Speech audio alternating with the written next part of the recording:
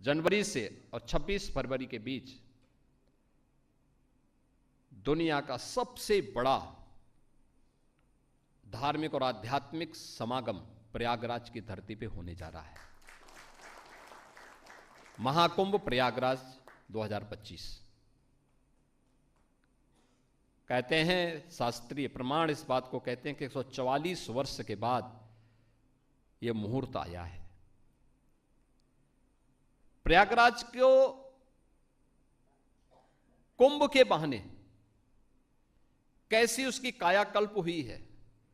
आज आप जाइए, जो 5 वर्ष 6 वर्ष पहले प्रयागराज गया होगा,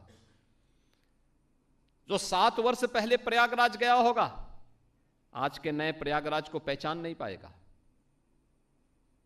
वो जाएं वहां देखें थोड़ा कैसे विकास होता है, एक सिटी के डेवलपमेंट की प्लान को कैसे आगे बढ़ाया जा सकता है इन आयोजनों के माध्यम से।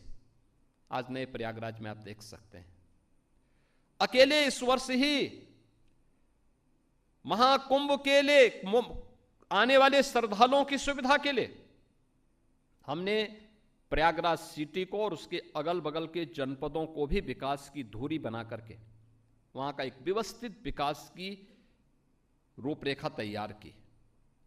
परिणाम है 200 से अधिक सड़कों को हम लोगों ने सिंगल लेन से डबल लेन, डबल लेन से 4 लेन, 4 लेन से 6 लेन में बनाने का काम किया है। 14 नए फ्लाईओवर अकेले एक सिटी के अंदर 1 वर्ष के अंदर बनकर के तैयार हुए हैं। रेलवे स्टेशनों का पुनरुद्धार हुआ है। एयरपोर्ट नए सिरे से वहां पर आज प्रयागराज के अंदर देखने को आपको मिलेगा और वहां पर आपको बहुत कुछ देखने को मिलेगा। कुछ नए कॉरिडोर जो पहली बार लोगों को दर्शन करने के लिए मिलेंगे। अक्षय वट कॉरिडोर,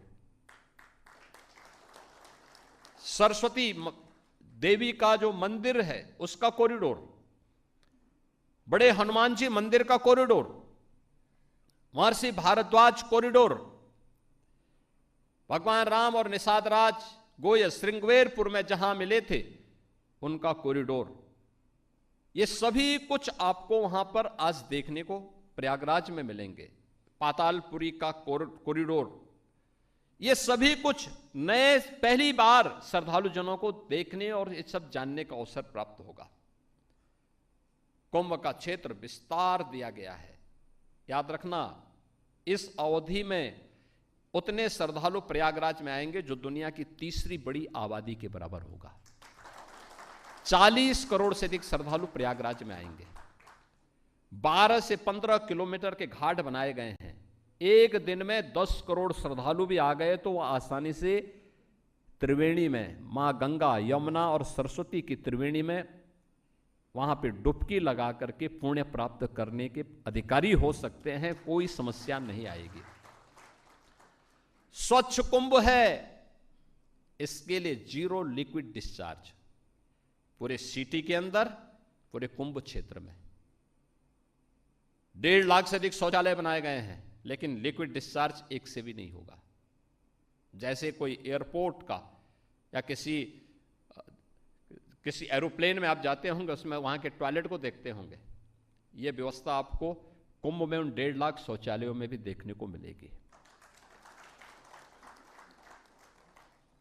बड़े पैमाने पर वहां पर श्रद्धालुओं जनों का 40 करोड़ से अधिक श्रद्धालु आएंगे। 10,000 से अधिक संस्थाओं को वहां पे भूमि आवंटन की कार्रवाई युद्ध स्तर पर की गई है। देश के और दुनिया का हर व्यक्ति प्रयागराज आने के लिए उत्सुक है और इस पूरे कार्यक्रम को पूरी भव्यता के साथ, पूरी दिव्यता के साथ एक डिजिटल कुंभ के रूप में प्रस्तुत करने के लिए प्रधानमंत्री मोदी जी की मार्गदर्शन में उत्तर प्रदेश सरकार पूरी प्रतिबद्धता के साथ आगे बढ़ रही है।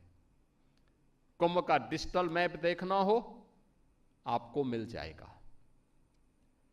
कुंभ को स्वच्छता के मानक पे आपको परखना हो आपको पता लग जाएगा। कुंभ क्षेत्र में प्रवेश करेंगे ही तो आपका चित्र पहले ही हमारे सामने आ चुका होगा कि आप भी प्रवेश कर रहे हैं कुंभ में।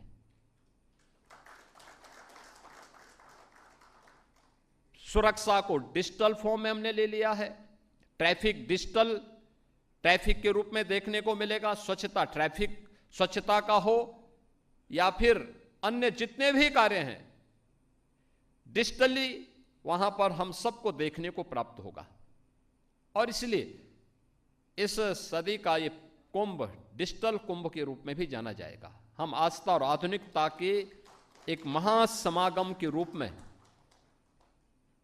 प्रयागराज कुंभ को तैयार कर चुके हैं।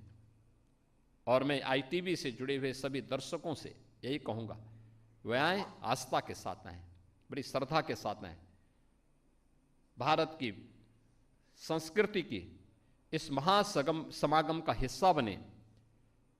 प्रयागराज आकर के उनको सुखद अनुभूति होगी और प्रयागराज के उपरांत विरासत और विकास का जो एक अद्भुत समन्वय प्रधानमंत्री मोदी जी के नेतृत्व में देश के अंदर चल रहा है, वे देखें, अयोध्या भी आए, काशी भी जाएं, मां विंध्यवासिनी के धाम में जाएं, चित्रकूट में जाएं, लखनऊ में आए, लखनऊ से आप श्रृंगवेर, यहां आपके चाहे वह प्रयागराज के पास श्रृंगवेरपुर धाम में हो या फिर आपके सीतापुर जनपद में,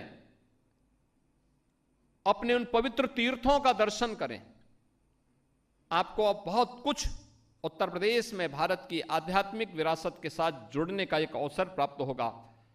आज के इस अवसर पर मैं आईटीबी को एक बार फिर से इस कॉन्क्लेव